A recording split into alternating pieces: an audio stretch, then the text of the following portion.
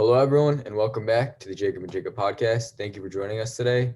Filling in for my co-host, Jacob Robbaum, I have my good friend, Max Hirsch. Max, thank you for being on. And I'm your host, Jacob Hare. And today, we're lucky to be joined by NFL Hall of Famer and six-time Pro Bowler, Jack Youngblood. Jack, thank you so much for coming on today. I appreciate it. My pleasure, Jake.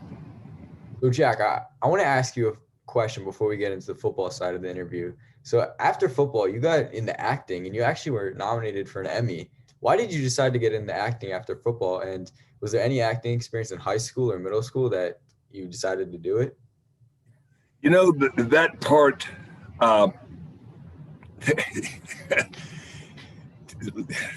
Hollywood's a different world, brother. It's a completely different world. I mean, and I was an athlete and a football player, and my world and their world just didn't quite match. Mm-hmm. But I had a lot of fun. Made some great fans. Went to some places that I probably wouldn't have ever gone to if I hadn't been doing either a movie or a show or whatever it was.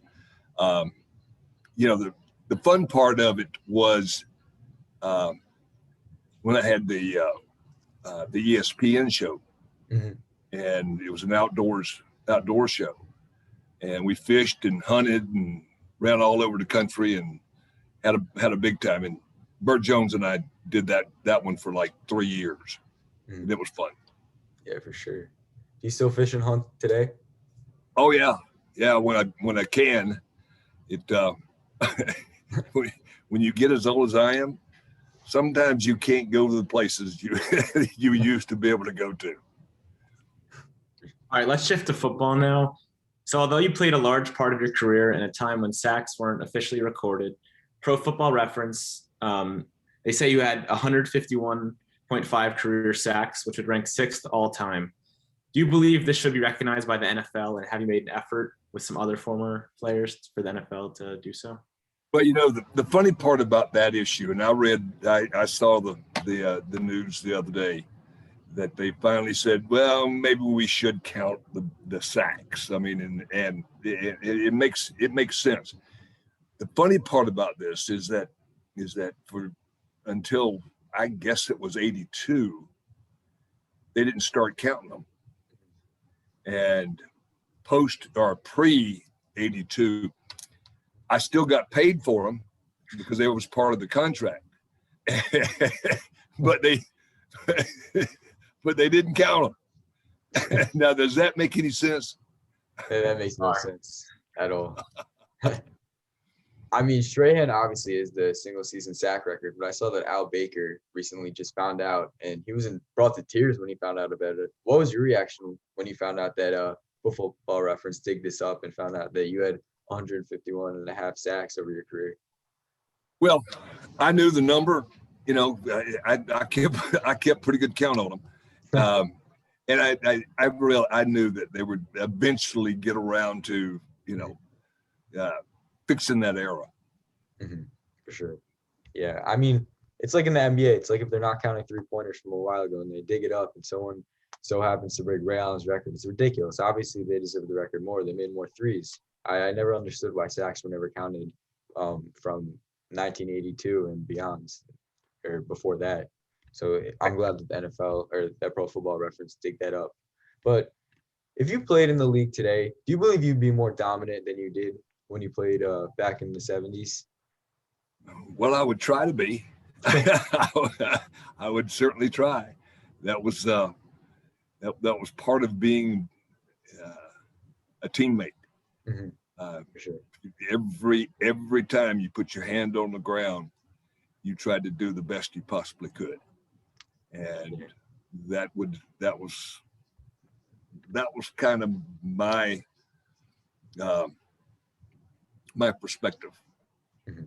Yeah, I mean, like the offensive linemen today, you see them, they're like 6'7", and they can box jump, and their verticals are ridiculous. So do you think that the offensive linemen like nowadays are more athletic and more skilled than the offensive linemen you went up against? No. The boys I played against were pretty dead-gum good too, and they had started getting a little heavier, mm-hmm. in the mid 70s. You know, there was more mass there. and you definitely didn't want to have to try to push that around for 60 minutes.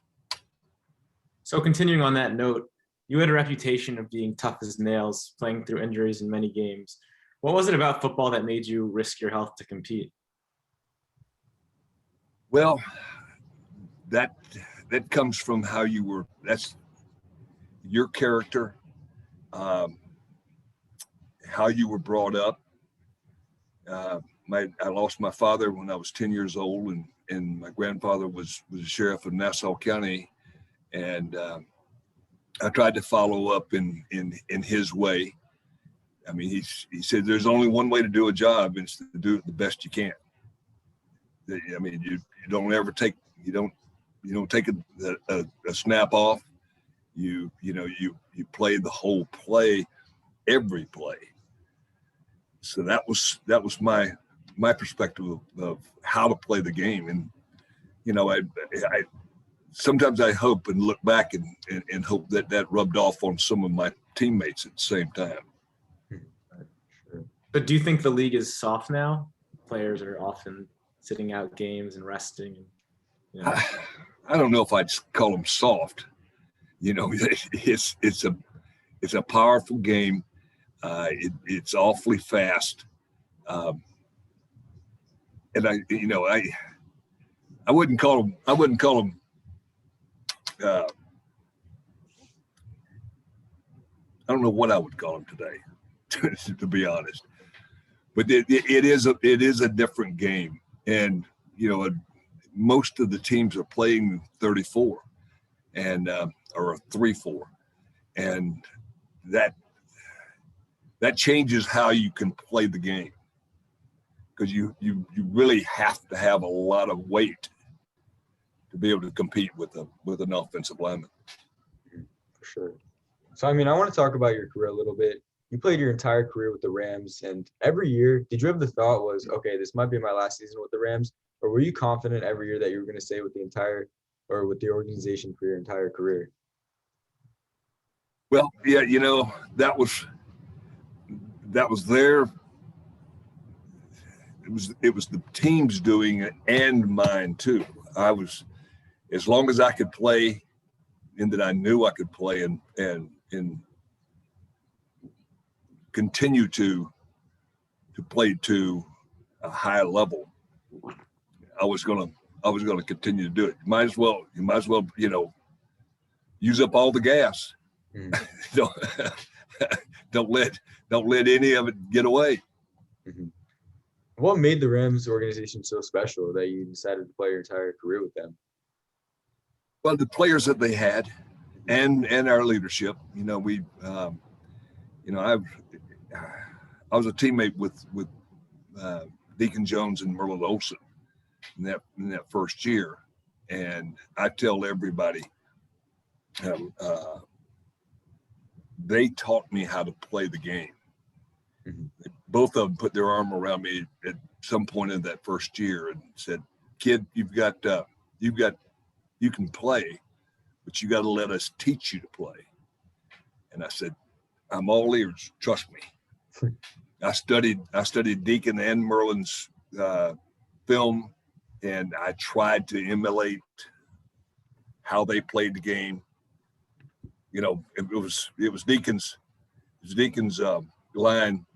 He said, we stopped the run on the way to the quarterback. And that was the way we looked at every snap. Mm-hmm. I mean, after Deacon mentored you, when he left the Rams, did you take on that role as a leader and a mentor on the Rams? Say it again. After Deacon left the Rams, did you take on a role as a leader and a mentor on the Rams like Deacon did for you? Well, I tried to. Yeah, I tried to be a leader, both on and off the field.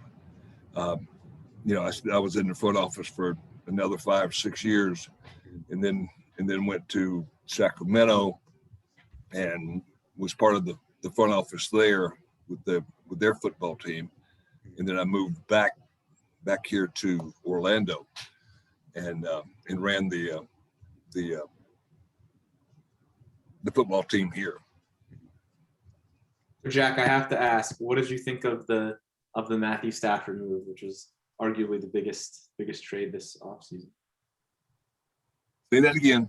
What did you think of the Matthew Stafford trade? Do you think the Rams gave too much, or? You know, I don't know. I don't know what's going on in that coaching staff a lot. I mean, we stay in touch with each other, but I don't. You know, I'm not there every day. I don't get the inside information. Put it that way, about why they let one good kid, or they traded him away and then picked up another quarterback. I didn't understand that. We'll see though. We're going out for training camp, so we'll get some of the answers then. So you are a Goff fan. Do what? You're a Jared Goff fan? Yeah. So, I mean, do you think that he's going to have success in Detroit? Because he was a winner in Los Angeles. I kept saying this. I actually think that he's going to do well and outlive people's expectations for him in Detroit. Yeah. Yeah, I don't understand, because he had a lot of potential. He really did. He's a winner. And was a good player, I thought. Yeah, I mean, is it Super Bowl or bust for the Rams this year? If they get there, I'm going. Now, for McVay, I mean, he's one of the best young coaches in the NFL, but the way that the NFL is shifting towards these offensive coaches, do you like this? And do you like this style of play that these coaches are playing with? Or do you like the old school defensive coaches in the NFL? Well, I like the fact when I was playing, we liked the fact that our offense would give us points, and that allowed us to do some different things from a defensive standpoint. Mm-hmm. Our football team for years was based around the defense, and that was my perspective. For sure. And I mean, on defense, you're a Hall of Famer, so I got to ask, when you got that call that you're going to Canton, Ohio, what emotions were going through your head? Well, it was one of those things. You can't get something any bigger than that. Mm-hmm. That's the best, the best acknowledgement that you can get when you're playing in the professional football. It took me a couple of days to really understand what in the world did I get into here. Yeah, I mean, you hear all these stories about the guys when they get the call, they're with their family. Was your family with you when you got that call? And what was your reaction? If so, yeah, family was there. We were. It took. I think I got voted on 6 times, 6 years, and that year, in 2001, we were across the street from where they were holding the meeting for the voting, and across the street was the hotel they put us in, and I was on the 10th or 12th floor or something like that, and I told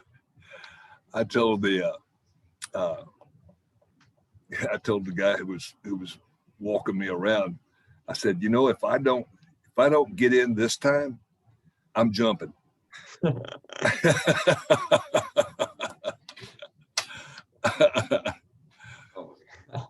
I mean, that it's the emotions, I guess, of the Hall of Fame. There's always the good and there's the bad. Yeah. Yes, there is. So Jack, I want to thank you again for coming on today. Before I let you go, I read a story that you and your teammates at the University of Florida were testing or trying out something for Gatorade and like what it came to be. Can you tell us that story and clear it up for us? Because I'm not really sure what was going on with Gatorade in University of Florida. I'm still upset about that. We were the guinea pigs for this. The 60s was the guinea pig. We were all there when they were trying to get the recipe just right. Mhm. And I got to tell you this story. They'd make up a number 10 wash tub full of that day's recipe, Mhm. and they would mix it up, and they would put some ice in it, and we all had this is gonna sound strange for you boys. We had 10 cups on the sideline,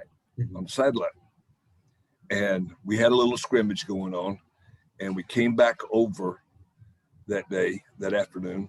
We came back over, and everybody was huddled around the wash tub, and we dipped down and drank our Gatorade.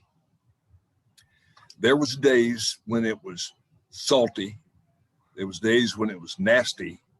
There was days when it was sweet, and we didn't get the same thing every day. We literally were the guinea pigs. And we were in a practice. We were had the little scrimmage going on, and we came off the field, and we dipped our cups in and guzzled it down. And my middle linebacker, Mike Kelly, I never will forget this. Mike was drinking it, and he fainted. He literally fainted and fell back on it. I mean, it didn't catch himself, nothing. It went bang. Oh my God. And we're all going. We looked at our cup and go, oh no, we ain't drinking that. But he was all right. The cold is what caused him to faint. So have you ever had Gatorade since then? Or is Gatorade a big no for you? Do what? Have you ever had Gatorade since that incident? Oh, yeah. I got that. That's really a good product. There's no question about it, because it revitalates your system. For sure. Once it got past its rookie stage, it became one of the greatest. So, but Jack, we want to thank you again for coming on today and speaking with us, and hopefully we can do it again. Thank you again. Thank you, boys. Appreciate it.